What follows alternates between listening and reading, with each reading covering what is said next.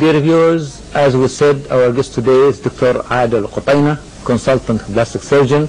Welcome, Dr. عادل, to our program, Thank you very Medical much. Health. Thank you very much. Thanks for having me. Yeah, Dr. Adil, you know, it is nowadays a lot of people, especially ladies, they have more concern about the surgeon, plastic surgery, cosmetic in general.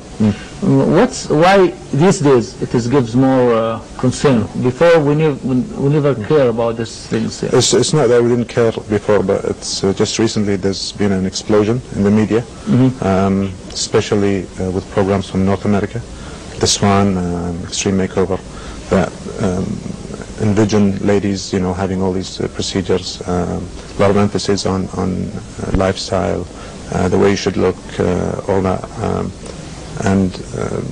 so all these cosmetic plastic procedures were present in the past, but only recently that our culture has been exposed to it. So, but Doctor, my question is, why ladies concern more than males? Because this is the problem here. Always they spend more money. Yeah. They're always looking for the these things. So why ladies more than, or even male, they can have these things? Of course, male do, and male actually, the male population that is having cosmetic plastic surgery is increasing. But it is less than way less. But it's you'll see an increase in that in the future.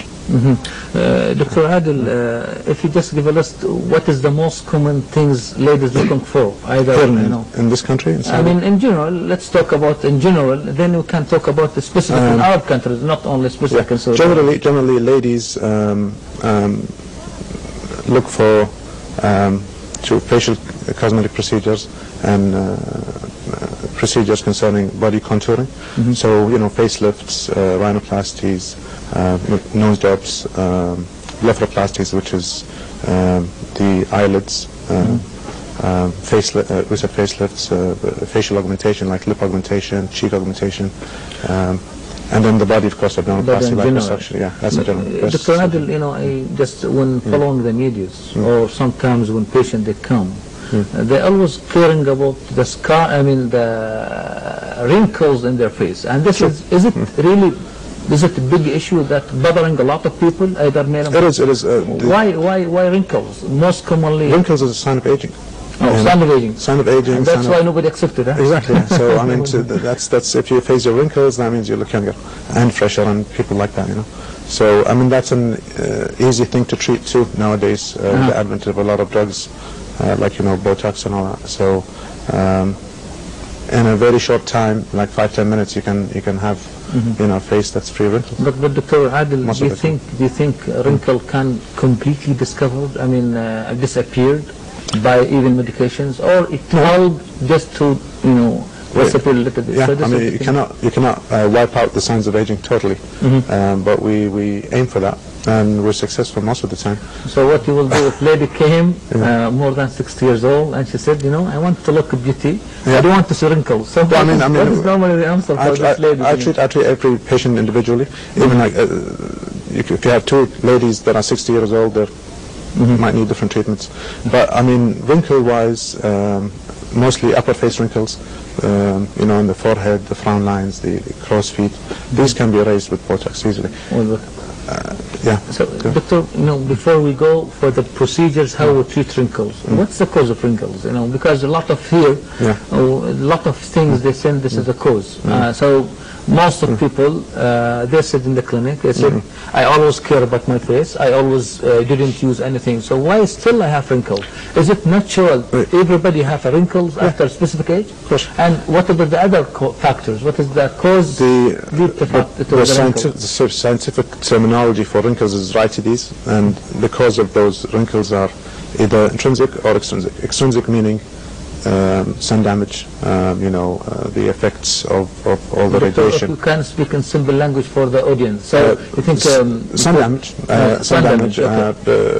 you know, you mean sun damage can expose to the sun more than normal?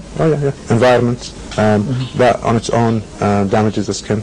Intrinsic factors meaning aging. So, Doctor, why sun? Why they said always they, you know, I got one question. They said they always, doctor, advise us to go to the sun and sit, because if there is a vitamin D, and there is why sun? Anything specifically in sun rays can lead to wrinkles. It was the UVA, UVB rays. Doctor, ultraviolet. Ultraviolet, exactly. Yeah. So ultraviolet can lead normally. That and I mean, in certain amounts it's good for vitamin D production and all that, but you mean overexposure? Overexposure can lead to overexposure, especially in this climate, in this kind of country. In hot countries, you mean? In absolutely, hot countries. Absolutely. So, Doctor, do you advise people here, especially, to wear the eyeglasses to reduce it? Ladies have no problem. I mean, most of the time they're covered here anyway. So it's the men that mostly have the problem. So this is a good advantage to her to cover the hairs here. Saudi Arabia. It's a good thing, huh? Doctor, more things here. One question I get, you always said sun exposure can do this one here. But I mean, the sun eye glass, they cover only the eyes, but the wrinkles, they shows here in the frontals here.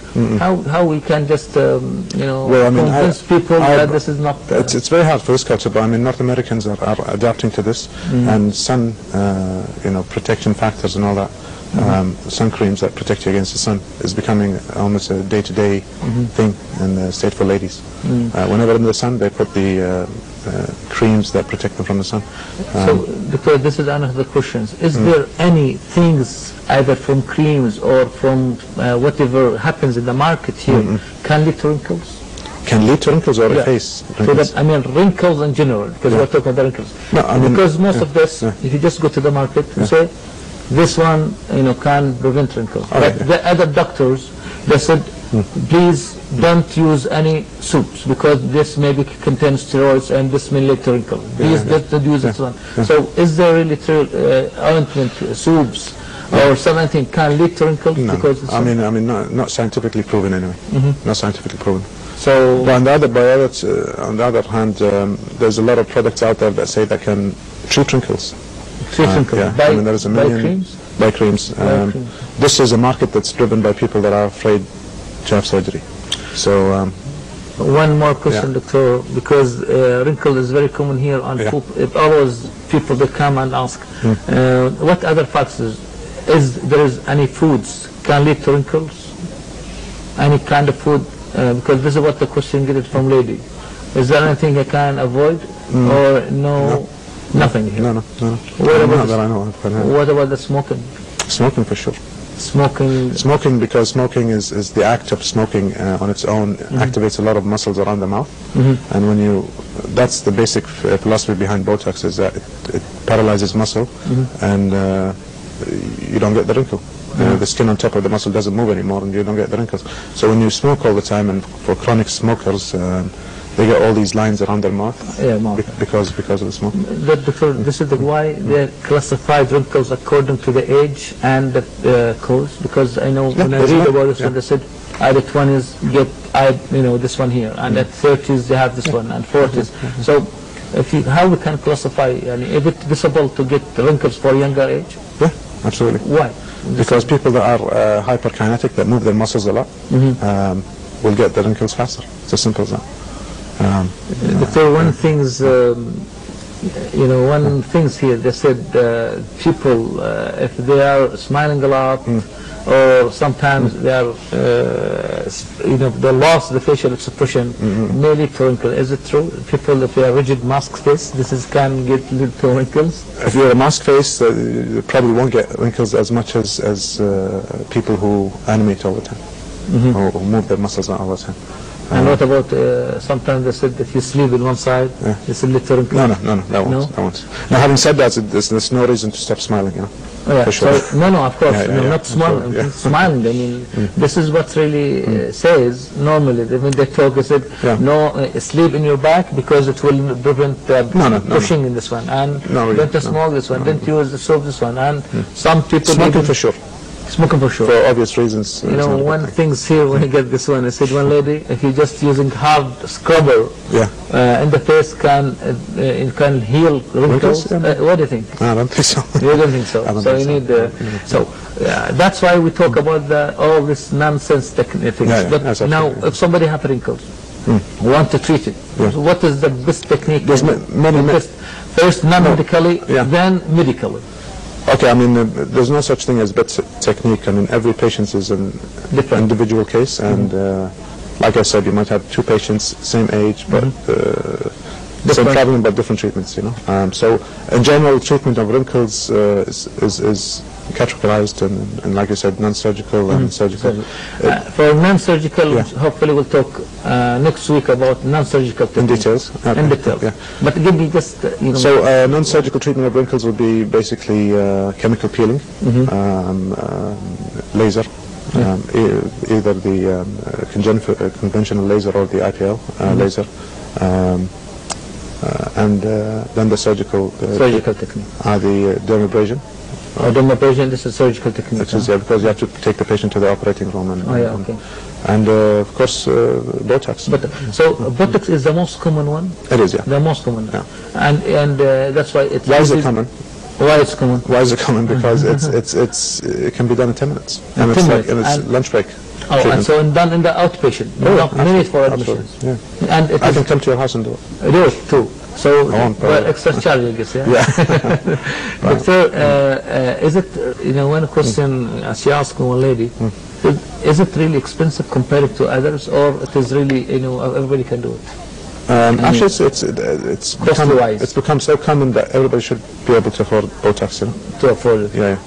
So, Doctor, what's the procedures? What's the procedure for doing Botox? Botox basically is a botulinum toxin that is, you know, in a syringe. So I think that the drugs using, this is, as I said, this is muscle... it basically acts on a poisoning, muscle poison. It is a poison. It is a poison. A lot of people get worried when they hear the word poison. But it's in very minute amounts that, you know... Doesn't hurt. Millions and millions and millions of people have had Botox and no problems to this day. It acts, it basically paralyzes the muscle.